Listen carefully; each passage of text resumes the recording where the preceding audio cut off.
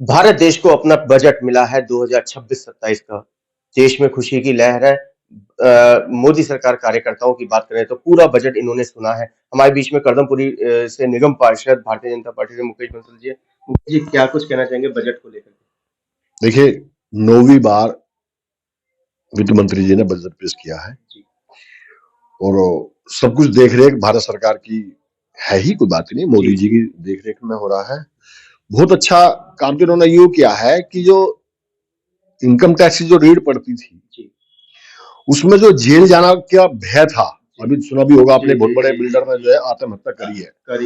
तो हमको मतलब गवर्नमेंट को तो पैसे से मतलब है, पेनल्टी से मतलब है। तो 30% पेनल्टी देकर के, टैक्स देकर के यदि किसी की जान बचती है या जेल नहीं जाना पड़ता तो व्यापारी दे देता है। बहुत बड़ी छूट है ये। नहीं तो दिमाग में टेंशन थी, जैसे मैं बताता रहा हूँ, कितना बड़ा हादसा है।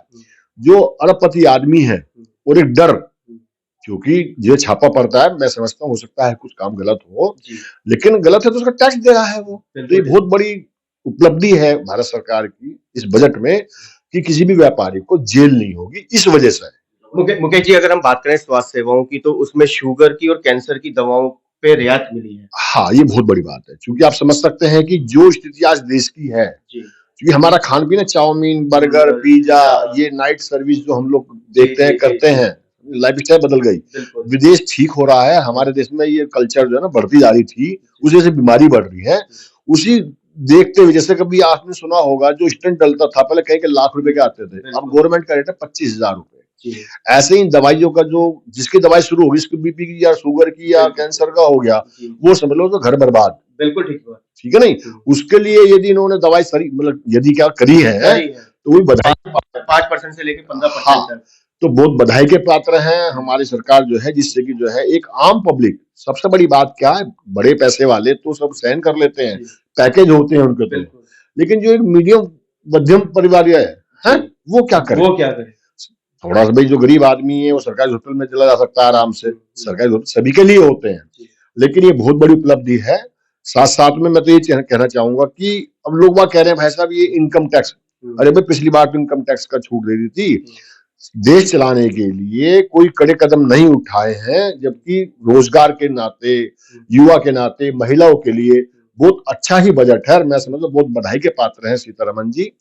और साथ साथ में जो आने वाला समय है वो देश के ग्रोथ बढ़ेगा, बहुत अच्छा बजट है, मैं सराहना करता हूँ। निगम को क्या लाभ मिलने वाला है?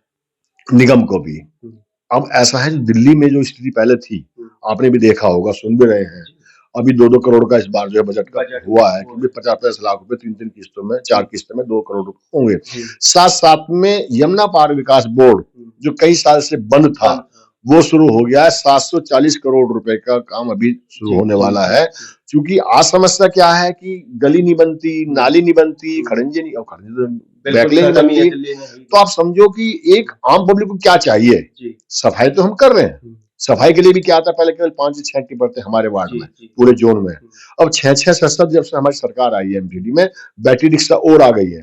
अब आपने सुना नहीं होगा कि हमारे यहाँ कूड़े गाड़ी नहीं आती, पहले समस्या थी, हम भी मानते थे, क्योंकि पब्लिक तो बढ़ रही है और वाहन घटेंगे तो दिक्कत थी। अब वो वाहन पूरे हो गए हैं तो मैं समझता हूँ कोई दिक्कत नहीं आएगी, एमसीडी का भी बहुत अच्छा काम चलेगा। मुकेश जी, अगर हम बात करें कांग्रेस के शासनकाल में दिल्ली के अंदर दिल्ली नगर निगम के द्वारा पेंशनें मिलती थी बुजुर्गों को, विकलांगों को, विडो को, क्या ये पुनः दोबारा से होगा?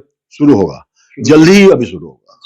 बीच बीच में पोर्टल खुलता रहा है, लेकिन अभी मुख्यमंत्री जी ने बुलाया था हमारे को कि भाई मैं जल्दी ही इसको खोलूंगी, क्योंकि अटल कैंटीन जो 5 रुपए में खाना शुरू किया है, अभी समझते हैं, अब एक दूसरे आते राशन कार्ड हमारा खत्म हो गया, एक कोई हर चीज क्राइटेरिया रहेगा, मतलब निगम की पेंशन चालू होगी।